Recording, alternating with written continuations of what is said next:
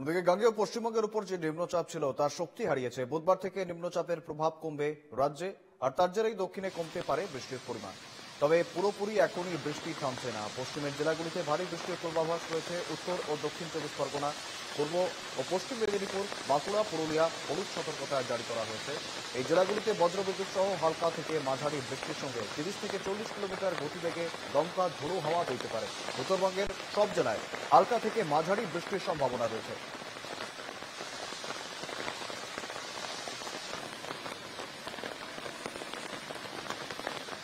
সঙ্গে রয়েছেন প্রতিনিধি বিউ সরকার। জানবো বিস্তারিত। বিউ, রীতিমতো কি জানাচ্ছে হাওয়া অফিস?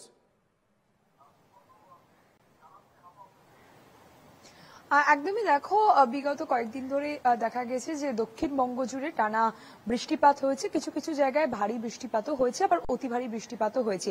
বিশেষ করে পশ্চিমের যে জেলাগুলি বাঁকুড়া, পুরুলিয়ায় অতি ভারী বৃষ্টিপাত হয়েছে এবং এই একটি নিম্নচাপ তৈরি হয়েছিল এবং সেই নিম্নচাপের জেরেই এই বৃষ্টির কারণে এমনটাই জানিয়েছিল আলিপুর আবহাওয়া দপ্তর। কিন্তু আপাতত সেই নিম্নচাপটি ঝাড়খণ্ডের দিকে সরে যাওয়ায়, সেই নিম্নচাপ যেহেতু সরে গেছে তার জন্য শক্তি হারিয়ে ইতিমধ্যেই তার জন্যই কিছুটা হলেও আজ থেকে বৃষ্টি কমার সম্ভাবনা রয়েছে। কিন্তু বৃষ্টি কমলেও পুরোপুরি বৃষ্টি না হওয়ার সম্ভাবনা নেই।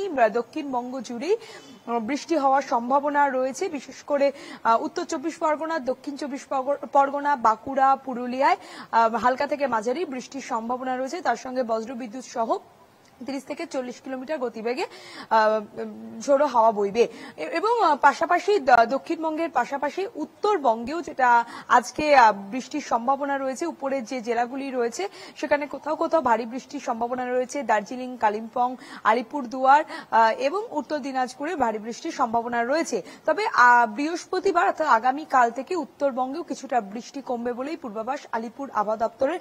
আবারও শনিবার থেকে উত্তরবঙ্গে ফের বৃষ্টি বাড়ার সম্ভাবনা রয়েছে, এমনটাই জানাচ্ছে হাওয়া অফিস। বেশ, ধন্যবাদ বিউ।